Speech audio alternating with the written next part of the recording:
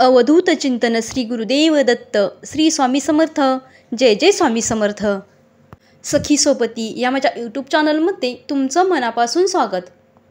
जेजुरीचा खंडोबा हे संपूर्ण महाराष्ट्राचे कुलदैवत आहे, त्यामुळे या मंदिरात कायम गर्दी पाहायला मिळते।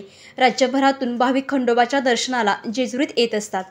जेजुरीत आल्यानंतर भाविकांना डोंगर चढून खंडोबाच्या दर्शनाला जावे लागते, तर या मंदिरासाठी जाण्यासाठी 9 लाख पायऱ्या चढाव्या लागत आहेत असे मानले जाते। परंतु या गडावर जाण्यासाठी खरंच 9 लाख पायऱ्या आहेत का?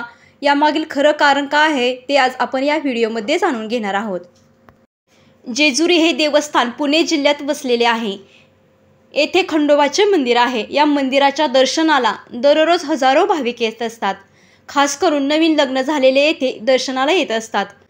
पती पत्नीला उचलून घेत असतात आणि खंडोबाच्या नावाने भंडारा उधळून हे जोडपे आशीर्वाद घेत असते। घरी गेल्यानंतर खंडोबाचे जागरण गोंधळ घालतात, त्यामुळे या देवावर अनेकांची मोठी श्रद्धा आहे। सोमवती अमावस्येला या मंदिरात गर्दी असते। भाविक दर्शनाला आल्यावर भंडारा आणि खोबऱ्याची उधळण करतात।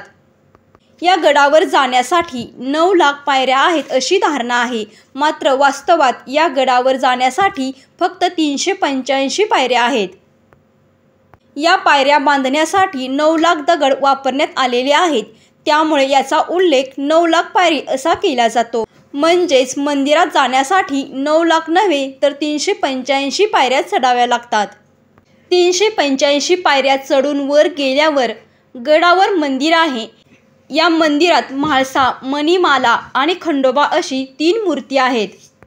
तसेच या मंदिरात तलवार, डमरू, परळ या पुरातन वस्तू जतन करून ठेवलेल्या आहेत। या मंदिरात असलेली जड पुरातन तलवार उचलण्याचा खेळ येथे दरवर्षी खेळला जातो। तसेच तलवार जास्तीत जास्त वेळ उचलून धरून ठेवणाऱ्याला बक्षीस सुद्धा दिले जाते।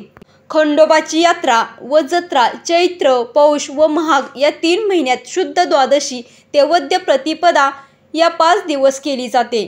तसेच मार्गशीर्ष शुद्ध प्रतिपदा ते षष्ठी असे 6 दिवस सर्व सोमवती अमावस्येला यात्रा भरते। या यात्रेच्या काळात देवास वाहिलेल्या मुलामुलींचे वाघ्या मुरळीत रूपांतर केले जाते। तसेच या काळात विविध प्रकारे नवस्फूर्ती केली जाते। या यात्रेच्या काळात जेजुरीत भाविकांची मोठी गर्दी पाहायला मिळते। अतिशय महत्त्वपूर्ण माहिती आज मी या व्हिडिओमध्ये सांगितलेली आहे। तुम्ही जर या चॅनलवरती नवीन असाल आणि स्वामी भक्त असाल तर चॅनलला सबस्क्राईब करा आणि कमेंटमध्ये श्री स्वामी समर्थ लिहायला विसरू नका।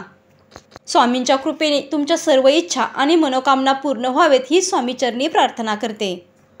ही सांगितलेली माहिती तुम्हाला आवडली असेल तर व्हिडिओला लाईक करा, शेअर करा आणि चॅनलला सबस्क्राईब करा। धन्यवाद।